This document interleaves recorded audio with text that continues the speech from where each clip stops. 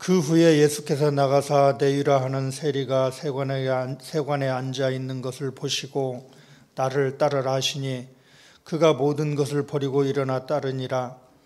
레위가 예수를 위하여 자기 집에서 큰 잔치를 하니 세리와 다른 사람이 많이 함께 앉아 있는지라. 바리새인과 그들의 서기관들이 그 제자들을 비방하여 이르되 너희가 어찌하여 세리와 죄인과 함께 먹고 마시느냐. 예수께서 대답하여 이르시되 건강한 자에게는 의사가 쓸데없고 병든 자에게라야 쓸데가 있나니 내가 의인을 부르러 온 것이 아니요 죄인을 불러 회개시키려 왔노라. 아멘. 1번. 그래서 답은 교회가 희망입니다. 아멘. 잘 적어 놓으셔야 돼요. 1번 문제 가르쳐 드렸고 답을 가르쳐 드렸어요. 그래서 교회가 희망입니다. 또 답이 하나 있답니다. 그래서 예수님께 길이 있습니다. 그래서 예수님께 길이 있습니다를 잘 적어 놓으시고요. 무슨 상황을 만날 때, 어려운 일을 만날 때 그렇게 극복해 갈 수 있기를 바랍니다. 그러면 두 번째 문제를 냅니다. 두 번째 문제는 뭐냐면 그래도 이제 답은 여러분이 적기로 했는데 교회가 희망입니다. 그래도 예수님께 길이 있습니다. 오늘 말씀에 대한 이 서론이자 본론이자 결론의 말씀입니다. 혹이라도 이 말씀이 잘 생각나지 않으면요, 이 말씀을 다시 한번 적었던 걸 끄집어내서요, 꼭 그 말씀을 다시 한번 살펴나갔으면 좋겠습니다. 그래서 그래도 예수님이 희망이다. 우리가 모르는 얘기는 아닙니다. 그런데 막상 그런 현상 가운데 빠져갈 때에 그때 잘 기억하라고요. 그때 과연 내가 어떻게 하면 좋을 것인가를 잘 살펴나가면서요.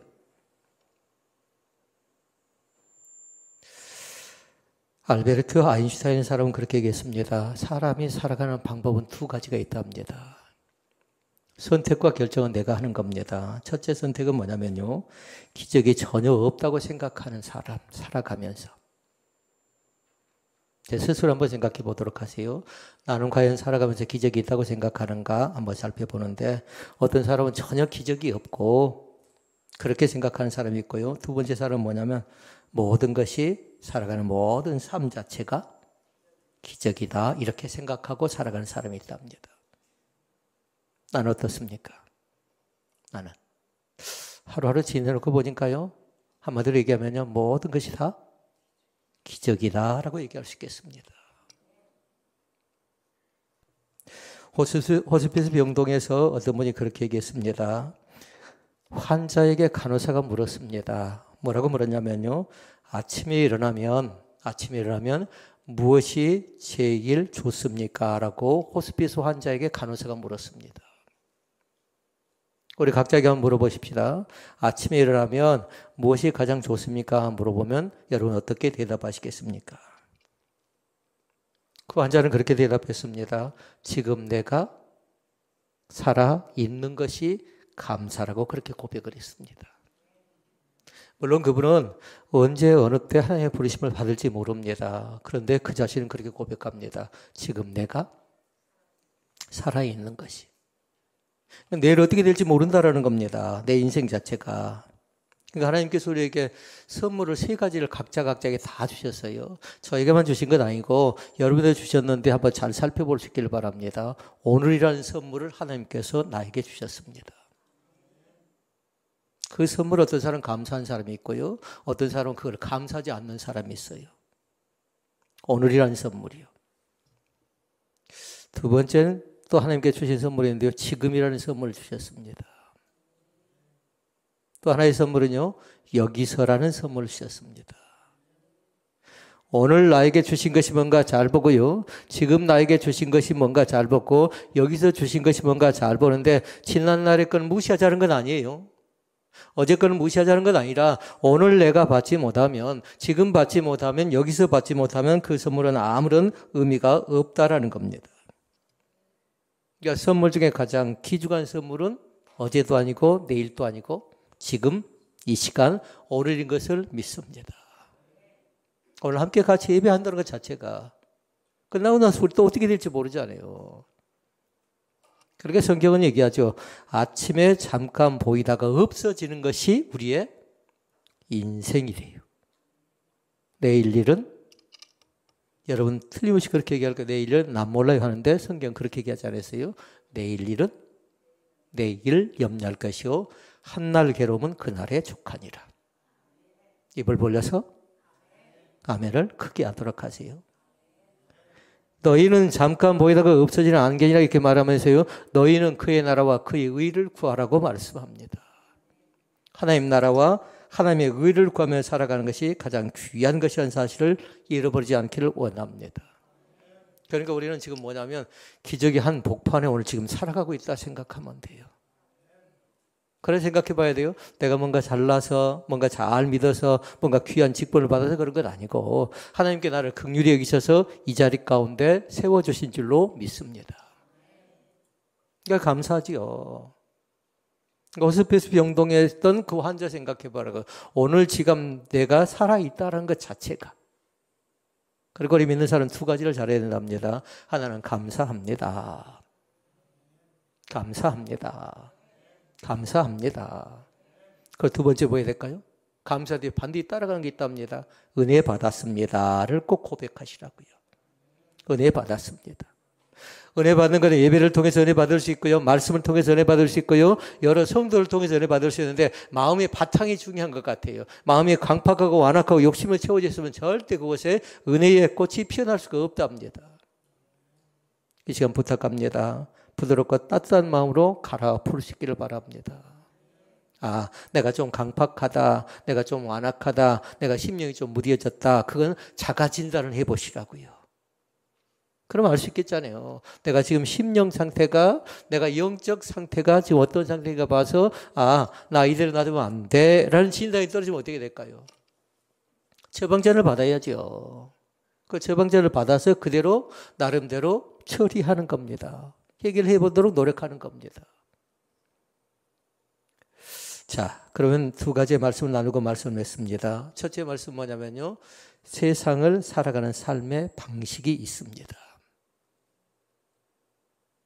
세상을 살아가는 삶의 방식이 있다고요.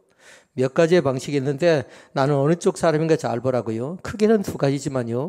네 가지 말씀을 살펴보도록 하겠습니다. 첫째 방식이 있습니다. 첫째 방식은 뭐냐면요. 하나님을 믿고 사는 방식입니다. 적는 사람은? 적기만 하면 안 돼요? 아멘 하십시오. 그 집에 가서 꼭 확인해 보시라고요. 나는 과연 하나님을 믿고 살아가는가? 그런데 중요한 거 있어요. 태산같이 어려움이 있음에도 불구하고 하나님을 살아갈 수 있겠느냐 물으면 그래도 마찬가지로 그때도 나는 그렇게 살겠습니다. 이유가 있어요. 태산 위에 계신 분이 누굴까요? 태산 위에 계신 하나님을 바라볼 수 있기를 바랍니다. 그러니까 하나님을 믿고 살아가는 방식이 있어요. 그래서 시편 121편 1절 말씀 여러분 생각난가요? 그렇게 얘기합니다. 내가 눈을 들어 산을 보아라. 나의 도움이 어디서 올꼬? 천지를 지으신 여호와에게서로다라고 말씀합니다. 산 넘어 산이라고 얘기하죠. 태산 같은 어려움 속에서도 태산 같은 어려움이 다가온다 할지라도 태산을 바라보면 안 되고요. 반드시 하나님을 바라보고 믿는 믿음의 신앙생활을 해나갈 수 있기를 바랍니다. 사람이 절망하고 왜 낙담하고 왜 실패하고 왜 아쉬워할까요? 그건 뭐냐면 어려움 태산을 바라보기 때문에 그렇습니다. 그러나 항상 기억할 건 하나님 믿고 살아가는 방식이 있는데 그 믿고 살아가는 방식은 뭐라고요? 태산 위에 계신 하나님 바라보는 믿음이 오늘 여러분 가운데 열려줄 수 있기를 바랍니다. 여러분은 삶의 방식 일부를 잘 적어놔야 돼요. 그래서 확인해 봐야 돼요. 나는 이렇게 살아가고 있는가, 이렇게 믿고 있는가, 이렇게 전하고 있는가, 이렇게 가르치고 있는가 잘 봐서요. 하나님을 믿고 살아간다는 방식을 누가 모르겠습니까? 근데 아예 모르는 사람들은 이제 잘 배웠으면 좋겠고, 아는 사람들은 그 방식대로 살겠습니다. 결정. 그리고 다짐도 하고, 그리고 고백도 하고요. 그 다음에 두 번째가 있습니다. 두 번째 살아가는 방식이 있는데요. 그러나 그러지 않고 어떻게 살아가냐면요. 자기 자신의 생각과 경험을 의지하고 살아가는 사람이 있습니다. 그러니까 간증 조심해야 돼요. 간증에 뭐가 있어야 될까요? 은혜가 있어야 되겠잖아요. 근데 간증을 들어보니까 뭐가 있어요? 자기 자신의 경험이 들어있어요. 그거는 간증이라고 얘기할 수 없는 겁니다. 그러니까 반드시 간증 속에 뭐가 있어야 돼요?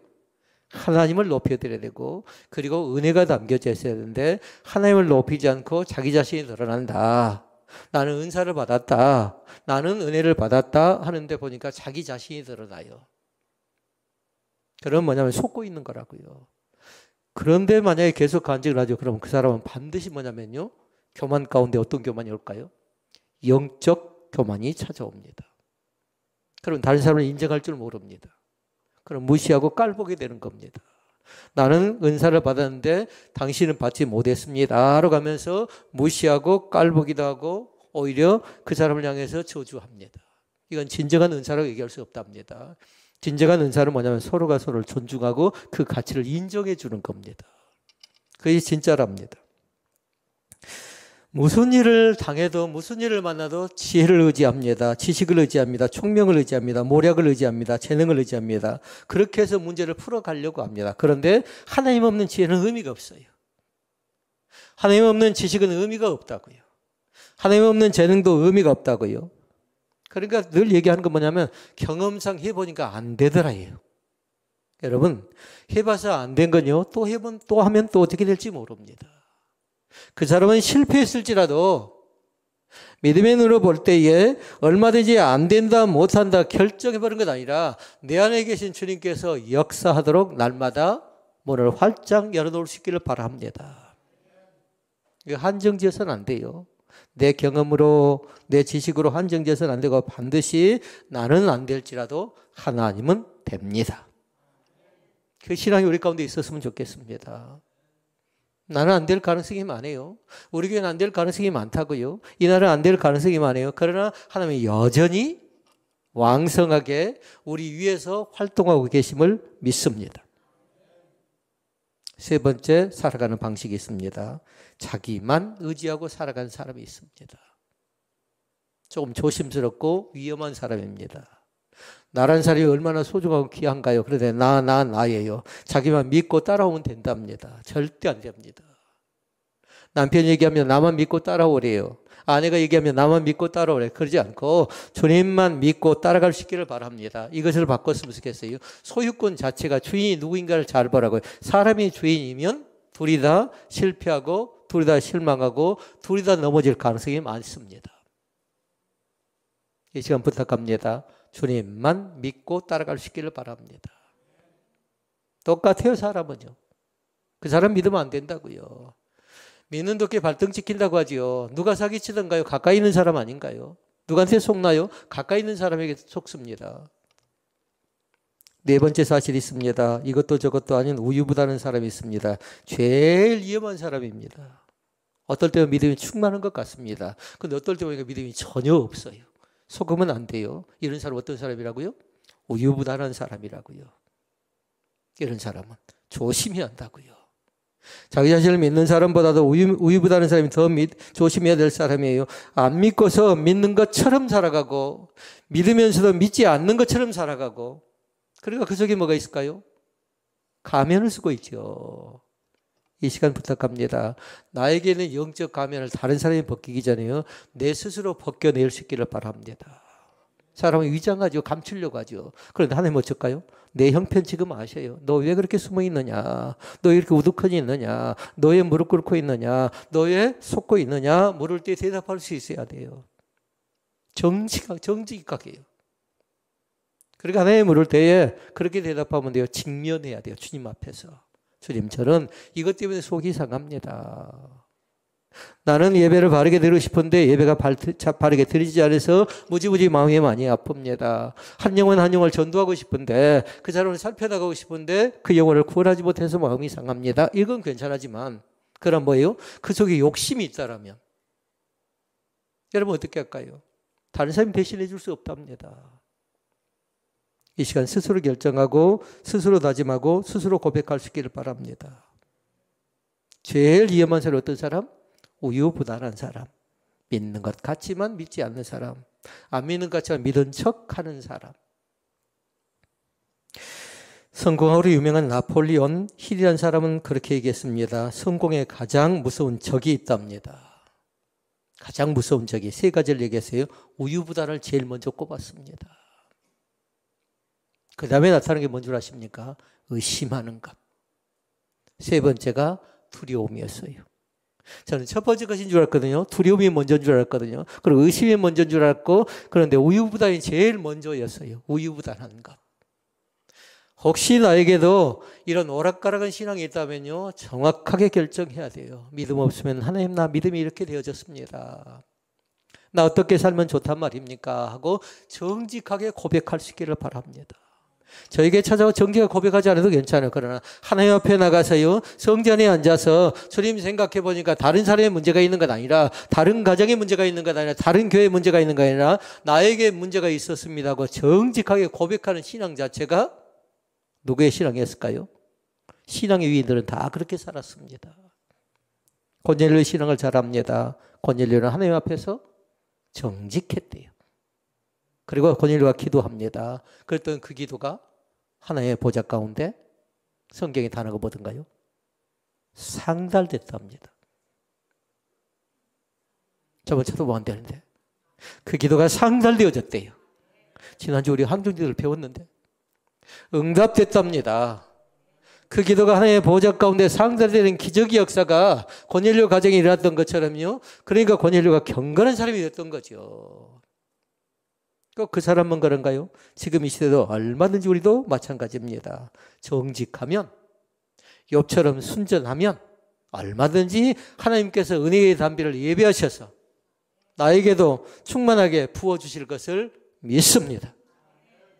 우리 자녀들이 은혜를 받았으면 좋겠어요. 왜냐하면 자녀들은 정직하거든요.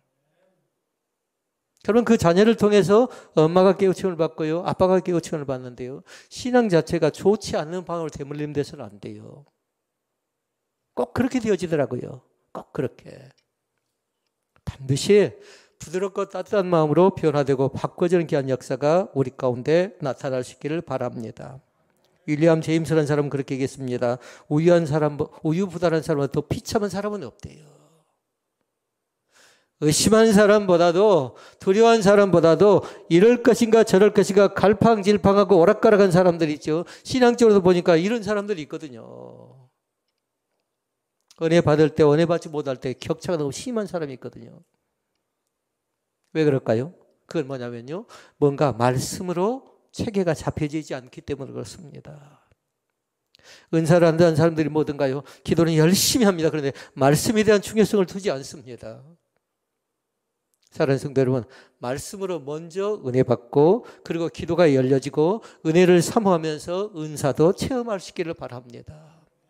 순서가 바뀌어지면 기형적인 신앙이 되어서요, 가정이 어려워져 갑니다. 그러니까 반드시 좀 열정은 떨어진다 할지라도요, 열심은 좀 부족하다 할지라도요, 다른 사람 보기에 참 깨끗한 믿음을 가졌다라는 그 믿음의 소유자들이 우리 한 사람 한 사람이 다 될 수 있기를 바랍니다. 한 사람을 놓고 생각해 볼까요? 앞에 딱 세워놓고 그 사람 믿음을 한번 점검해 보면 금방 실체가 드러난답니다. 우리가 전체 다가 보고 있잖아요. 아, 이 사람의 믿음은 예배가 부족해, 찬양이 부족해, 그 다음에 기도가 부족해, 이렇게 진단해 볼 수 있는데요. 그런데 그 사람은 다 삿대질할 수 없는 거잖아요. 우리 평가자가 아니니까. 그러니까 부탁하건대요, 다른 사람이 나를 진단하지 말고 내가 나를 진단해서 나에게서 가장 장점되는 것이 뭔가를 살려나갈 수 있으면 좋겠습니다. 아이들도 마찬가지. 아이들에게 은혜가 있습니다. 은사가 있습니다. 그렇게 이 장점되는 걸 잘 살려나가라고요. 사랑하는 성도 여러분, 부탁합니다. 우리가 이 세상 살면서 어떻게 지금까지 행동하고 살아오셨습니까? 교회에서 제일 힘든 사람이 어떤 사람인 줄 아십니까? 예스인지 노인지 분명하지 않는 사람이 있습니다. 예스는 뭐죠? 예스는 뭘까요, 교회에서? 아멘 아닌가요? 노는 뭘까요? 아, 노면인가요? 불순종. 예스는 순종이랍니다. 저는 할 수 있는 대로요. 믿음 안에서 주 안에서 순종하는 믿음의 그릇들이 다 되어졌으면 좋겠습니다.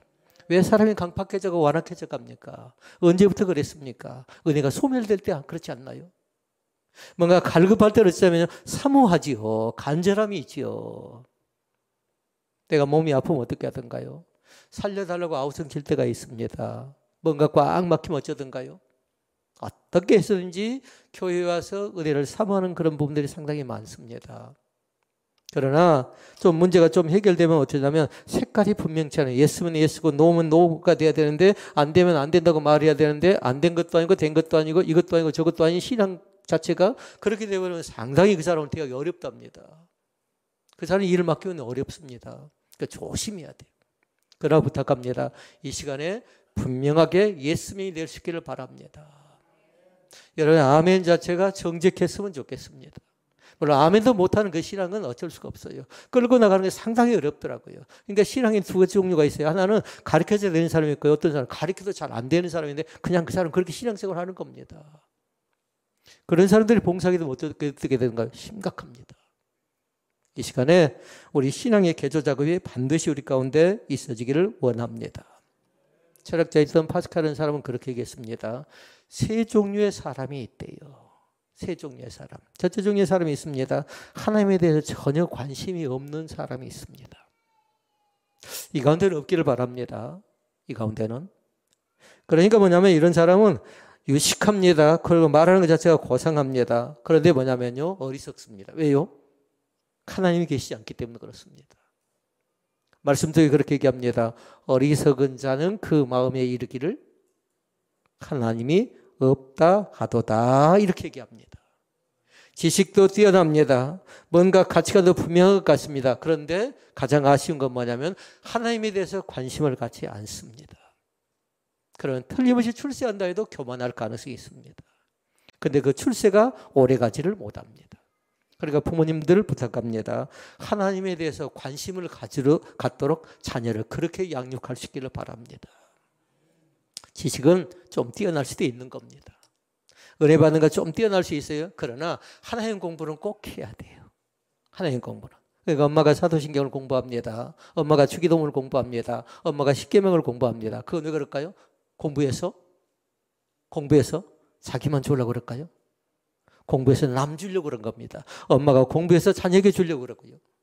엄마가 공부해서 주변 사람들에게 나누려고 그런 겁니다. 하나님의 공부를 철저하게 바르게 해나갈 수 있기를 바랍니다. 그러니까 하나님에 대해서 전혀 관심이 없는 사람도 있고요. 두 번째는 뭐냐면요. 하나님을 늘 찾기만 하는 사람이 있습니다. 중요한 것입니다. 하나님을 찾고 만날 수 있기를 바랍니다. 그런데 이 사람들은 뭐냐면요. 늘 연구해요. 연구. 좋습니다. 연구하는 것. 그리고 어쩝니까? 책을 공부하고 또 토론합니다. 그런데 뭐냐면 결정적인 믿음에 이르지 못합니다. 공부했으면 성경을 공부했으면 어찌해야 돼요? 하나님 만날 수 있기를 바랍니다. 우리가 그것 때문에 공부하지 않나요? 제자 훈련을 받습니다. 제자 훈련을 받아서 두 가지의 목표가 있답니다. 하나는 뭐냐면 변화예요. 오늘도 마찬가지 우리 하나님의 몸된 신혼배들교회가 많이 변화될 수 있기를 바랍니다. 여기 와서 앉아서 예배한 모든 사람들 자체가 말에 대한 변화가 나타나고 생각에 대한 변화가 나타나고 행동에 대한 변화가 나타나서요. 하나님 보실 때 참 많이 저 사람 달라졌다. 교회를 다닐 때나 다니지 않을 때는 별반 다를 법도 안 무더러 다니겠습니까? 다녔더니 변화가 나타났어요. 그에 대한 확신이 주어졌어요. 아멘. 뭐 생각하십니까? 그에 대한 확신이 주어졌다고요. 거의 달라진 것이죠. 전에는 세상이 되면 관심이 가져요. 오로지 돈이었어요. 사람이었어요. 출세였어요. 그런데 뭐냐면 하나님을 믿고 나서는 가치관 자체가 달라져 버렸어요. 구원으로 바꿔졌다고요. 그러니까 세상 사람들 볼 때는 얼마나 한심한가요. 전에는 돈도 잘 벌더만, 전에는 출소하려고 애를 많이 쓰더만, 전에는 명예를 갖기 위해서 애도 많이 쓰더만, 지금은 완전히 다른 사람 볼 때 바닥인 것처럼 보여져도요. 그러나 결코 늦지 않습니다. 하나님을 꼭 만날 수 있기를 바랍니다. 세 번째 종류의 사람이 있습니다. 하나님을 믿고 의지하는 사람이 있답니다. 가로 열고 그 사람이 누구일까요? 나입니다. 나. 아멘. 누구라고요? 잘 적어놓으시라고요. 하나님을 믿는 사람, 나. 하나님을 의지하는 사람, 나라고요.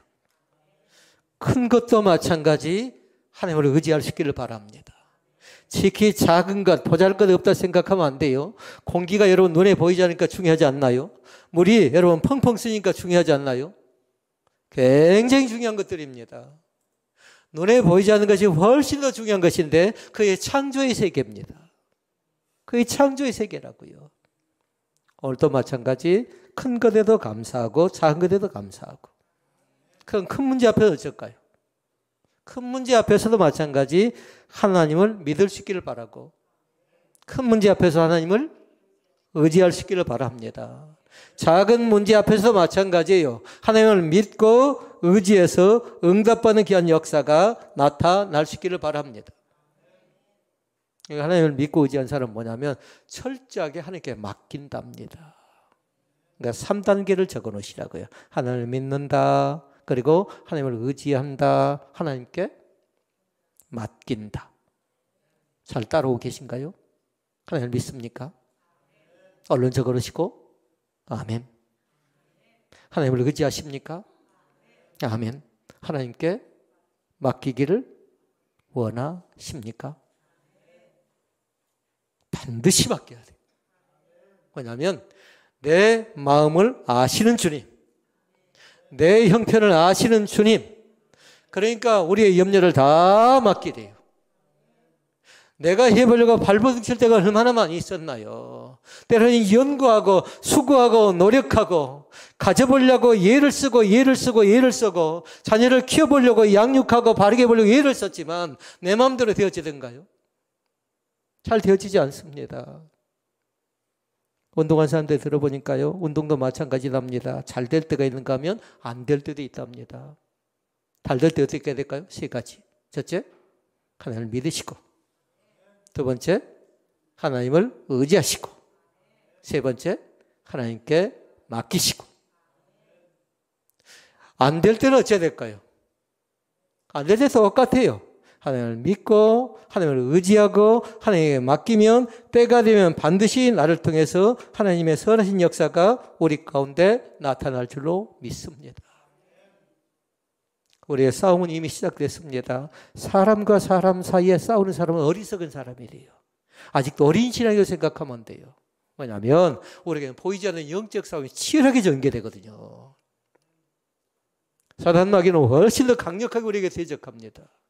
그런데 사람과 사람 사이에 싸우게 되면 그 사람은 어떻게 되면요, 사람 때문에 큰 실망 안겨드리고요, 사람 때문에 큰 실패를 당할 가능성이 많아요. 저의 경우도 마찬가지였어요. 저희 가정도 보니까요, 미운 사람이 있었거든요. 그런데 어느 날 갑자기 화해하고 나니까 마음에 대한 마음의 침이 벗어지고요, 자유함이 주어지더라고요. 이 시간 부탁합니다. 사람이 문제가 아니라 나 자신이 문제고 사단과의 싸움에서 전략과 전술로 임하지 않으면 나는 결코 승리할 수가 없습니다. 그러나 그 두 번째 말씀, 우리가 예수를 믿게 되면 달라지는 것이 있습니다. 믿게 되면. 그러니까 그 사람 면면을 잘 보라고요. 예수를 믿고 나서 달라졌는가 달라지지 않는가를 잘 보고요. 달라지지 않았다. 그럼 아직도 거듭남에 대한 체험이 없다고 생각하면 돼요. 직분은 가졌어요. 교회 다니니까 세례도 받았습니다. 교회 다니니까 집사라는 직분은 받았습니다. 그런데 교회를 다니고 나서 달라지지 않죠? 그럼 뭔가 문제가 있다라는 거. 어떤 문제가 있다고요? 거듭남. 다시 말씀드리면 중생에 대한 체험이 없어서 그런 겁니다. 다시 한번 우리 영안이 활짝 열려주세요. 예수 믿고 달라져 갈 수 있기를 바랍니다. 두 가지의 달라진 부분이 보인답니다. 첫째는 뭐냐면요, 사람을 바라보는 시각이 달라집니다. 부모가 자녀를 바라보는 관점이 달라져요. 자녀가 부모를 대하는 관점이 달라져요. 성도가 목회자를 대하는 관점이 목회자가 성도를 대하는 관점이 달라지는데, 그 전에 어떻게 하냐면 이용하려고 했거든요. 사람과 사람 사이를 경쟁 수단으로 봤거든요. 기억할 수 있기를 바랍니다. 부모와 자녀가 경쟁이 아니고 이용하는 수단이 아니라 부모와 자녀는 뭐냐면 서로 가치관을 인정해주는 소중하고 존귀한 존재인 것을 믿습니다. 서로가 서로에서 이익을 취하려고 하죠. 그러면 거기서부터 뭐가 생겨나는가요? 거기서부터 간격이 벌어지는 겁니다. 부부간에도 마찬가지고요. 부모와 자녀간에도 마찬가지고요. 그러나 이 시간 부탁합니다. 소중한 존재인 것을 믿습니다. 왜 소중할까요? 내 자녀이기니까 그런가요? 하나님께서 그렇게 우리 자식들을 만들어준 걸작품인 것을 믿습니다. 한 사람 한 사람을.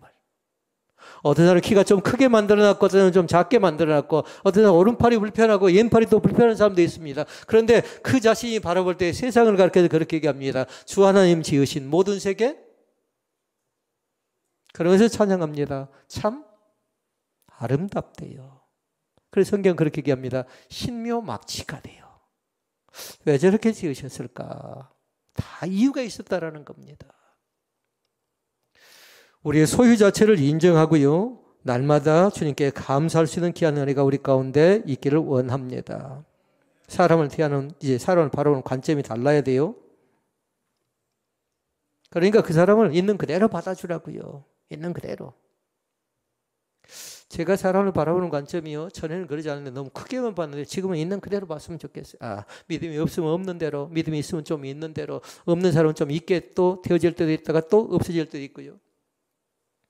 기대하니까 실망이 크더라고요. 기대하니까. 그런데 기대감을 안 가질 수 없는 거잖아요. 대신 긍휼의 대상으로 사람을 바라봤으면 좋겠습니다. 저 영혼이 하나님 앞에 쓰임받기를 원합니다. 그 다음에 두 번째가 있습니다. 전에는 사람을 사랑할 때도 마찬가지 내 방식대로 사랑했습니다. 이제는 그렇게 해서는 안 됩니다. 사람을 사랑할 때 내 방식대로 사랑한 건 아니라 이제 누구 방식대로? 하나님의 방식대로 사랑할 수 있기를 바랍니다. 예수를 믿기 전에는 그렇게 생각했어요. 내 방식대로 내 입맛에 맞아야 그 사람을 좋아하기도 하고 그 사람에게 대해서 관심을 가졌는데 이제는 뭐냐면 하나님을 믿고 나서는 이제는 다른 사람이에요. 내 방식대로 보는 거 아니라고요. 하나님의 방식대로 그 사람의 존재 자체를 인정하고 그 사람 자체를 그대로 인정해 주라고요. 그러면 실수는 어쩔까요? 실수도 인정해 주라고. 왜냐하면 나도 실수해 본 적이 있으니까. 나도 잘못한 것이 있으니까. 그러나 중요한 건 뭐냐면 우리 하나님은 한 번도 실망시킨 적 없으시죠. 그리고 하나님은 실수하지 않으십니다. 왜 그럴까요? 어제나 오늘이나 영원토록 동일하신 하나님이기 때문에 하나님 우리를 향해서 실수하지 않으십니다. 그러니까 지금 우리는 뭐냐면 하나님의 계획표대로 하나님의 시간표대로 그대로 움직이고 있다는 사실을 믿습니다. 그러니까 자녀를 있는 모습 그대로 인정해 주라고요. 사춘기를 겪고 있는 자녀가 있다면요. 그 자녀를 그대로 인정해 주라고요. 갱년기를 겪고 있는 엄마가 있다면 자녀가 엄마 그대로 인정해 주라고요. 그러면 시간이 지나면 이 또한 지나가를 선포하지 않아도 괜찮아요. 금방 됩니다. 금방. 내가 언제 사춘기 때 그렇게 힘들겠냐고 나중에 얘기할 때가 있어요. 언제 내가 갱년기 때 그렇게 힘들겠냐고 얘기할 때도 있습니다. 그러나 뭐냐면 그대로 인정해 주지 않고 억지로 뭔가 바꿔나가려고 하면 거기서 뭐든가요? 갈등이 생겨나고 거기에 다툼이 생겨납니다. 오늘 말씀을 정리합니다. 예수님께서 말씀합니다. 이웃사랑 자체가 사람 사랑이래요. 하나님을 사랑한 사람은 사람을 사랑할 줄 아는데 편협적이거나 이기적으로 사랑하지 않고 있는 모습 그대로 인정한답니다. 하나님께서 우리를 보시는 관점은 딱 그거였어요. 내 모습 이대로 받으십니다. 다른 사람을 볼 때도 마찬가지입니다. 내 모습 이대로 보이는 모습 그대로 인정을 해주라고요. 상대방은 나에게 잘 보이려고 꾸밀 수도 있습니다. 감출 수도 있습니다. 그런데 하나님께서는 그렇지 않아요. 우리를 있는 모습 그대로 인정합니다. 우리 신혼배들께 얼마나 허점이 많나요. 그런데 하나님께서는 이 교회가 교회되기 위해서 날마다 예의를 씁니다. 그래서 이제 서론, 본론, 결론 두 줄로 말씀을 맺습니다. 준비를 하셔야 돼요. 어떤 준비? 그래서 아까 적어놨습니다. 그래서 교회가 희망입니다. 한번 다시 해볼까요? 그래서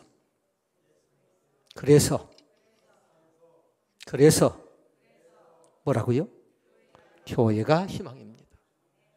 2번 문제 내드립니다. 그래도 교회가 희망입니다. 좀 엉성해 보이고 실수한 것 같아도 부족한 것 같아도 그래도 교회가 희망이고 그래서 교회가 희망이고 교회가 어머니의 품같이 우리 교회가 좀 따뜻했으면 좋겠습니다.